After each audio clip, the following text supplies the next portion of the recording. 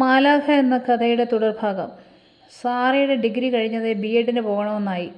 അടുത്ത ആവശ്യം. ഇതുകൂടി പാസ്സായാൽ ഏതെങ്കിലും സ്കൂളിൽ പണി കിട്ടും. അത് നിനക്കൊരു താങ്ങാവുമെന്ന് അറിയാവുന്ന ചിലർ പറഞ്ഞു. എനിക്ക് താങ്ങായില്ലെങ്കിലും വേണ്ടില്ല, അവൾക്കൊരു ജീവിതമാർഗമാകുമല്ലോ, അത്രയേ ഞാൻ ചിന്തിച്ചുള്ളൂ.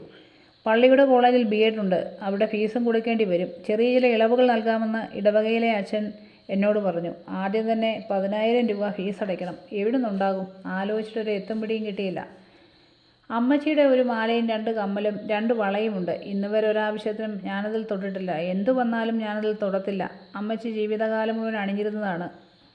ഞാൻ നിധി പോലെയാണ് അത് കാത്തു സൂക്ഷിക്കുന്നത്. ഒരുപാട് ആവശ്യങ്ങൾ ഉണ്ടായിട്ടും ഇന്ന് വരെ അതേ തൊട്ടിട്ടില്ല. അതിനൊരു ലക്ഷ്യവുമുണ്ട്. ആ ആഭരണം സാറയ്ക്ക് അവളുടെ വിവാഹാവശ്യത്തിന് എടുക്കാം. പൈസയ്ക്ക് മറ്റെന്തെങ്കിലും വഴി കാണാം.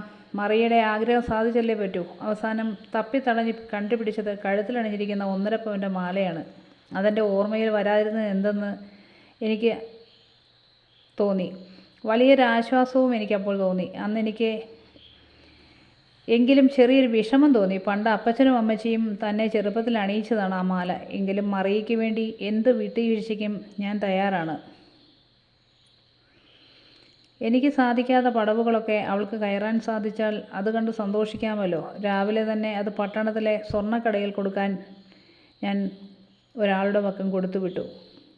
അതിൻ്റെ പണവും വാങ്ങി വിറ്റ് മറിയയുടെ ഫീസ് അടയ്ക്കാൻ കൊടുത്തു. എങ്ങനെ ഈ പണം ഉണ്ടായി എന്ന് പോലും മറിയ ചോദിച്ചില്ല. അവളത് വാങ്ങി. പക്ഷേ തോമസ് ചോദിച്ചു, ചേച്ചിയമ്മയുടെ മാല എവിടെ? അത് കാണുന്നില്ലല്ലോ. വൈകിട്ട് കഞ്ഞി കുടിച്ചുകൊണ്ടിരുന്നപ്പോഴാണ് അവൻ ചോദിച്ചത്. ഞാൻ പറഞ്ഞു, മോനെ, കുഞ്ഞേച്ചിക്ക് ഫീസ് അടയ്ക്കണ്ടായോ? തൽക്കാലം ചേച്ചിയമ്മ ഇതേ കണ്ടുള്ളൂ. അവൻ്റെ മുഖം വാടി. അവൻ എഴുന്നേറ്റ് എൻ്റെ അടുത്ത് എന്നിട്ട് എന്നോട് പറഞ്ഞു, മോൻ വലുതായിട്ട് അതിനേക്കാൾ വലിയൊരു മാല വാങ്ങി കഴുത്തിലിട്ട് തരും, തീർച്ച. മറിയ കുറേ നീ കൊടുക്കും എന്ന മട്ടിൽ തലയാട്ടി.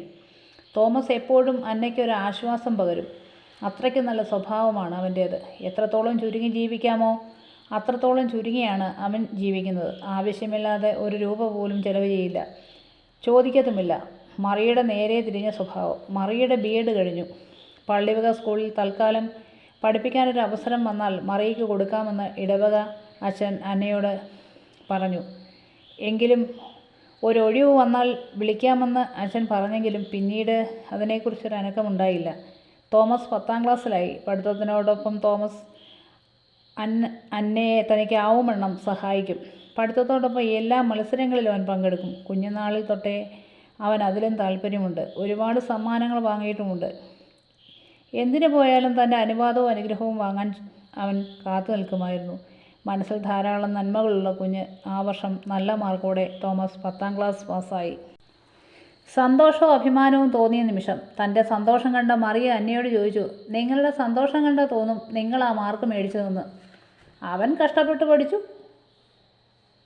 മാർക്ക് വാങ്ങി. അല്ലാതെ പാടത്തും പറമ്പിലും കിടന്ന് ചാണകവും വാരി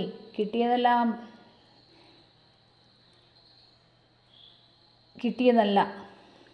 ചങ്കിൽ കത്തി കുത്തിയിറക്കുന്നത് പോലെയുള്ള വാക്കുകൾ. മാത്രമല്ല, അവളിപ്പോൾ എന്നെ ചേച്ചി എന്ന് വിളിക്കാറില്ല. പക്ഷെ ഞാൻ മനസ്സിലെ വിഷമം മുഖത്ത് കാണിക്കാറില്ല. മറിയ എന്തു പറഞ്ഞാലും തോമസ് അറിയാതിരിക്കാൻ ശ്രദ്ധിക്കും. കാരണം അവർ തമ്മിൽ ഒരിക്കലും അകലാൻ പാടില്ല. മറിയ പറയുന്നതെല്ലാം ചിരിച്ചുകൊണ്ട് ഞാൻ തള്ളിക്കളയും. ആ ഇടയ്ക്ക് തന്നെ പല പ്രാവശ്യം വികാരിയച്ഛനോട് അന്ന പോയി പറഞ്ഞു, എങ്ങനെയെങ്കിലും മറിയയുടെ കാര്യം അച്ഛൻ പറഞ്ഞൊന്ന് ശരിയാക്കി തരണേ. അവസാനം പള്ളിയുടെ സ്കൂളിൽ മാനേജ്മെൻറ്റിൻ്റെ കോട്ടയിൽ മറിയയ്ക്ക് അവിടെ ഒരു നിയമനം ഉറപ്പാക്കി തരാമെന്ന് അച്ഛനേറ്റു. പക്ഷേ എത്ര കുറച്ചാലും 1,00,000 രൂപയെങ്കിലും കൊടുക്കണം എന്നായി കമ്മിറ്റിയുടെ തീരുമാനം. എന്ത് ചെയ്യണമെന്നറിയാതെ അന്ന വിഷമിച്ചു. ഇതുവരെ ഒരു തുണ്ട് ഭൂമി പോലും വിറ്റിട്ടില്ല. അപ്പച്ചൻ്റെ വിയർപ്പാണ് അത്. അന്നയ്ക്കറിയാം. ജോലിക്കാരും വീട്ടിൽ ചർച്ചയായി. മറിയയ്ക്ക് എന്ത് ചെയ്തിട്ടായാലും ആ ജോലി വാങ്ങിക്കിട്ടണം, മറ്റൊന്നും അറിയണ്ട. ഞാനും തോമസും പള്ളി വികാരിയച്ഛനും ഇരുന്ന് ചിന്തിച്ചു. അവസാന സ്ഥലത്തിൻ്റെ 10 സെൻറ്റ് വിൽക്കുവാൻ തീരുമാനിച്ചു. അങ്ങനെ സെൻറ്റ് ഒന്നിന് 25,000 വെച്ച് 10 സെൻറ്റ് സ്ഥലം അടുത്തുള്ള വറീത് ചേട്ടന് കൊടുത്തു. അതിൽ നിന്നും 1,00,000 രൂപ സ്കൂൾ നിയമത്തിന് കൊടുത്തു. ബാക്കി പണം 1 രൂപ പോലും തൊടാതെ ബാങ്കിൽ നിക്ഷേപിച്ചു. മറിയ ജോലിക്ക് പോയി തുടങ്ങി. ആദ്യത്തെ ശമ്പളം കിട്ടി. പക്ഷേ 1 രൂപ പോലും വീട്ടിൽ കൊണ്ടുവന്നില്ല. അത് അപ്പാടെ അവളുടെ പേരിൽ ബാങ്കിലിട്ടു. ഞാൻ ഒരിക്കൽ പോലും ചോദിച്ചിട്ടുമില്ല അതിനെക്കുറിച്ച്. പക്ഷേ തോമസ് ചോദിച്ചു, കൊച്ചേച്ചി ശമ്പളം കിട്ടിയില്ലേ? കുറച്ചെങ്കിലും ചേച്ചിയമ്മയ്ക്ക് കൊടുക്കാമായിരുന്നു. ഉടൻ തന്നെ അവൻ്റെ നേരെ തട്ടിക്കയറി. നിനക്ക് കിട്ടുമ്പോൾ അങ്ങ് കൊടുത്തേരെ, എനിക്കിപ്പോൾ സൗകര്യമില്ല. തോമസ് വേണ്ട, മിണ്ടാതിരിക്കെ, അവനെ ഞാൻ വിലക്കി. അത് കേട്ട മറിയ പറഞ്ഞു, എല്ലാം പറഞ്ഞ് പറയിപ്പിച്ചിട്ട് അഭിനയിക്കണ്ട. അന്നയ്ക്ക് ഒന്നും പറയാനില്ലായിരുന്നു അവളോട്. അന്ന വീണ്ടും പറമ്പിലും പാടത്തും എരിപൊരി വെയിലത്തും കിടന്ന് കഷ്ടപ്പെട്ടു കൊണ്ടേയിരുന്നു. പലരും ചോദിച്ചു, മറിയയ്ക്ക് ആദ്യത്തെ ശമ്പളം കിട്ടിയോ? അന്നയ്ക്കും മോനും എന്തു വാങ്ങി തന്നു? ഞാൻ കള്ളം പറഞ്ഞു. ഒരുപാട് പലഹാരങ്ങളും സാരിയും ഉടുപ്പും ഒക്കെ വാങ്ങി. അല്ലേ തോമസേ? ഞാൻ തോമസിനോട് ചോദിച്ചു. കാരണം അവൻ ചാടി കയറി ഒന്നും പറയാതിരിക്കുവാൻ വേണ്ടി. തോമസ് പ്രീ ഡിഗ്രി പാസ്സായി, നല്ല മാർക്കോടെ തന്നെ. ഇനിയും ഞാൻ പഠിക്കുന്നില്ല, തോമസ് അന്നയോട് പറഞ്ഞു. അടുത്ത ഭാഗവുമായി